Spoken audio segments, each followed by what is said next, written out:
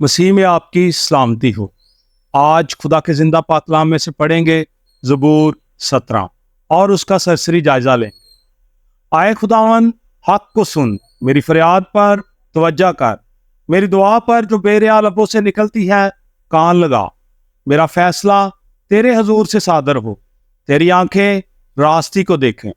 تو نے میرے دل کو آزما لیا ہے، تو نے رات کو میری نگرانی کی، تو نے مجھے پرکھا اور کچھ کھوٹ نہ پایا۔ میں نے ٹھان لیا ہے کہ میرا منہ خطا نہ کرے۔ انسانی کاموں میں تیرے لبوں کے کلام کی مدد سے میں ظالموں کی راہوں سے باز رہا ہوں۔ میرے قدم تیرے راستوں پر قائم رہے ہیں، میرے پاؤں پھسلے نہیں۔ اے خدا، میں نے تجھ سے دعا کی ہے کیونکہ تو مجھے جواب دے گا۔ میری طرف کان جھکا اور میری عرض سن لے۔ تو جو اپنے دائیں ہاتھ سے اپنے توکل کرنے والوں کو ان کے مخالفوں سے بچاتا ہے، اپنی عجیب شفقت دکھا۔ مجھے آنکھ کی پتلی کی طرح محفوظ رکھ، مجھے اپنے پروں کے سایہ میں چھپا لے۔ ان شریروں سے جو مجھ پر ظلم کرتے ہیں، میرے جانی دشمنوں سے جو مجھے گھیرے ہوئے ہیں، انہوں نے اپنے دلوں کو سخت کیا، وہ اپنے منہ سے بڑا بول بولتے ہیں۔ انہوں نے قدم قدم پر ہم کو گھیرا ہے، وہ طاق لگائے ہیں کہ ہم کو زمین پر پٹخ دیں۔ وہ اس ببر کی مانند ہے جو پھاڑنے پر حریص ہو، وہ گویا جوان ببر ہے جو پشیدہ جگہوں میں دبکا ہوا ہے۔ اٹھ آئے خداوند، اس کا سامنا کر، اسے پٹخ دے۔ اپنی تلوار سے میری جان کو شریر سے بچا لے۔ اپنے ہاتھ سے آئے خداوند مجھے لوگوں سے بچا، یعنی دنیا کے لوگوں سے جن کا بکھرا اس زندگی میں ہے اور جن کا پیٹ تو اپنے ذخیرہ سے بھرتا ہے۔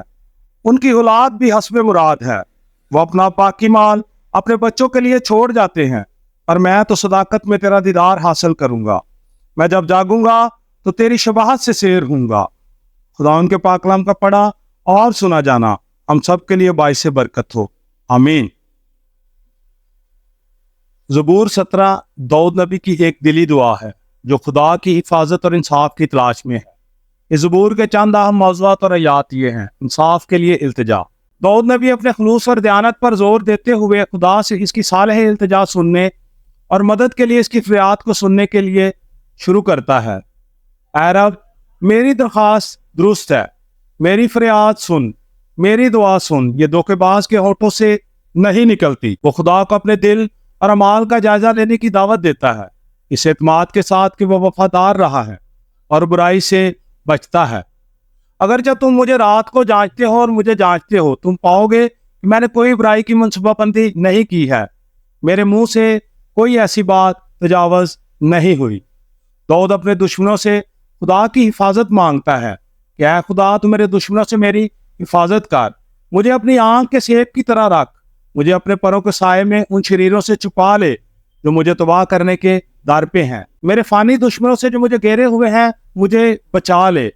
خدا انصاف اور تحفظ کو یقینی بناتے ہوئے اپنے دشمنوں کا مقابلہ کرے گا اور انہیں شکست دے گا، ان کا سامنا کرے گا اور انہیں نیچے لے آئے گا، اور اپنی تلوار سے شریروں کو مارے گا اور مجھے بچا لے گا۔ اور جب میں جاگوں گا تو تیری صورت دیکھ کر مطمئن ہوں گا۔ خداوند آپ کو اپنے کلام کے وسیلہ سے برکت دے، آمین۔